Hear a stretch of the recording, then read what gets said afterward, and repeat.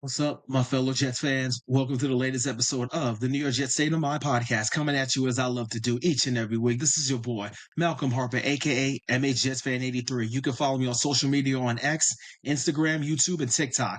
The audio version of this podcast is available on any of the digital platforms at Apple Podcasts, Spotify, iHeartRadio, or Amazon Music. You can find the video version of this podcast on my YouTube channel if you prefer to watch. To all of my first-time followers, welcome to my podcast. Or if you're watching this on my channel for the very first time, welcome aboard to my channel. If you are already a follower, welcome back. Also, if you can do me a huge favor and share my channel and podcast with not only with other Jets fans, but NFL fans, that would be greatly appreciated. Now, let's start with the 2025 draft.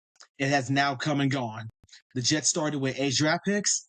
With a couple of trades, the Jets ended up with 7 draft selections. So, in this episode, I'm going to give each one of the draft picks an individual grade. Then I will give the class an overall grade. Lastly, I will break down the undrafted free agency list signings as well. So, without further ado, let's start with the Jets' first round pick of the 2025 class.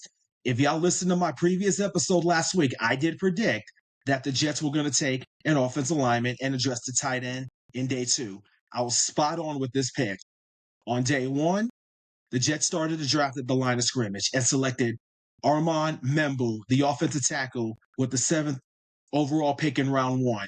I would give this grade an A, and here's why. Right tackle was a position of need. After Will Campbell was drafted by the New England Patriots with the 4th overall pick, the Jets went with the next best offensive lineman in the draft. With addition of Membu, now the projected starting offensive line will be Olu Fashionable at left tackle, John Simpson at left guard, Joe Tippmann at center, AVT at right guard, and Armand Membu at right tackle. This unit has the potential to be one of the best offensive lines in the NFL. Membu's mentality and demeanor were exactly the same as Lions All-Pro Penei Sewell. That's what attracted me to Membu first and foremost, said Aaron Glenn, the head coach of the New York Jets, adding that his mission is to build a team from the inside out. Now, this is all on Justin Fields. It's all in front of him. If he cannot reach his full potential and upside, being a starting NFL quarterback this season, then he was never the guy to begin with. We can address the QB position next year, especially with the QB class that is expected to be deep, including Archie Manning, the quarterback from Texas.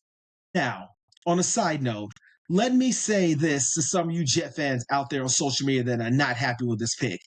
If you're going to build a team, you build the team from the inside out, and it starts up front. And if you cannot dominate the man in front of you at the line of scrimmage, then your quarterback is going to get killed, and you're not going to be winning football games. I don't care if Peyton Manning or Tom Brady is the quarterback. If the offensive line does not give him the protection for the quarterback to give him the time to go through his progressions to find his receiver, then he's going to be taking multiple sacks.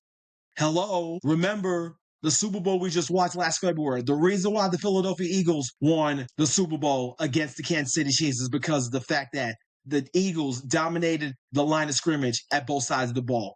Yet, some of you Jets fans wanted the tight end, specifically Tyler Warren from Penn State.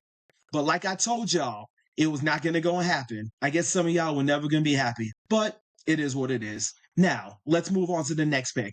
On day 2, the Jets addressed the tight end position with their second pick overall, and they drafted Mason Tyler from LSU. He is the son of Pro Football Hall of Famer Jason Taylor, and he is the nephew of Pro Football Hall of Famer Zach Thomas.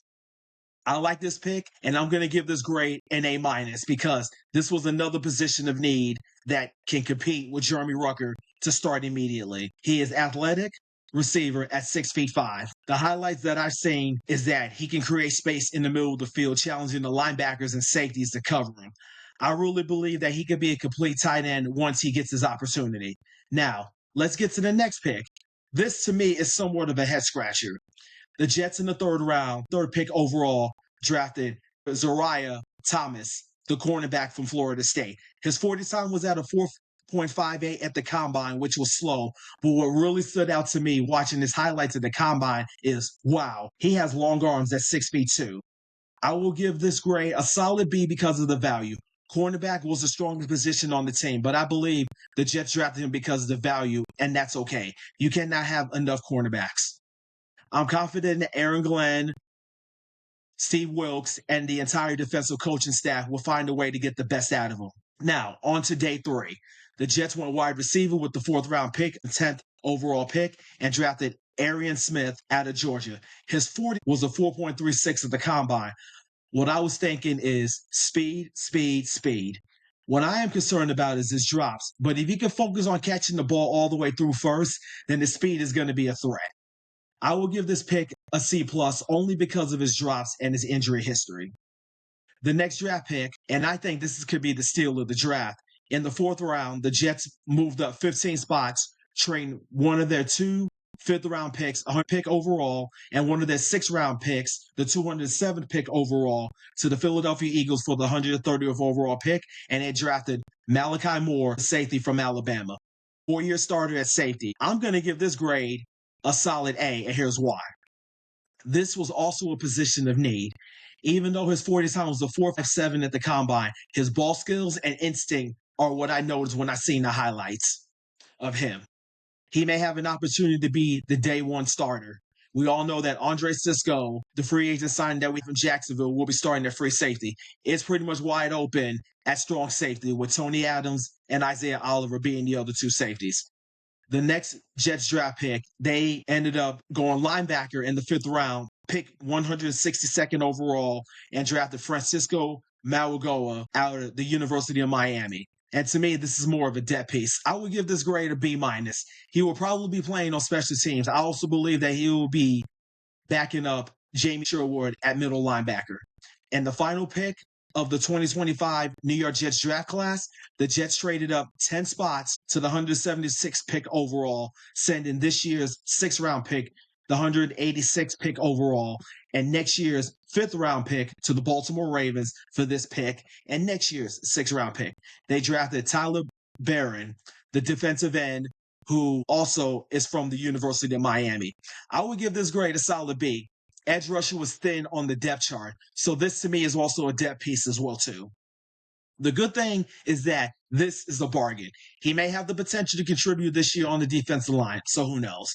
So, with that being said, my overall grade for this draft class would be a solid B because, for the most part, they did address the need of a right tackle and tight end and safety. I was very surprised that the Jets did not draft a quarterback or a defensive tackle with the late round picks.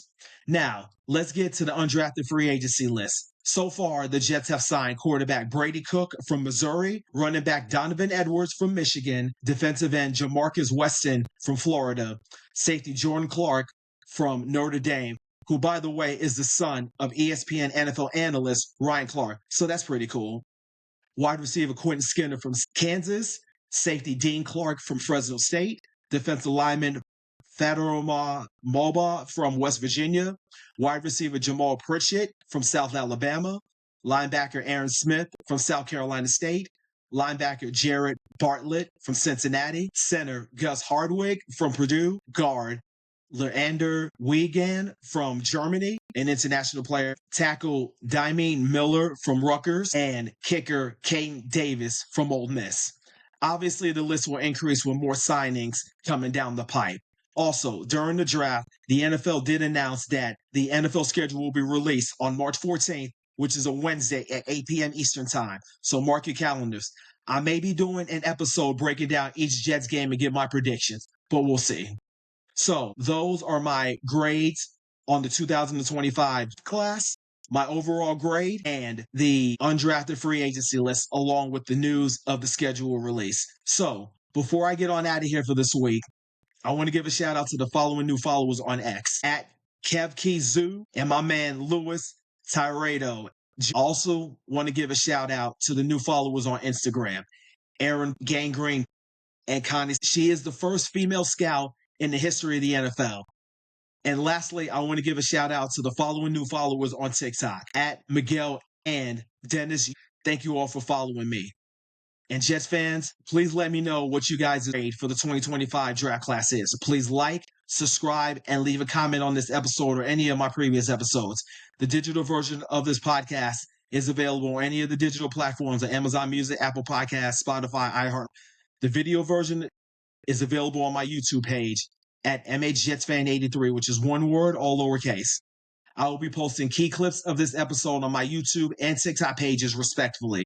Also, I am pleased to announce that I have created a Facebook page with the same title. So go to Facebook and type in the New York Jets State of Mind podcast in the search box, and you will see my page. I will start posting on that page as well.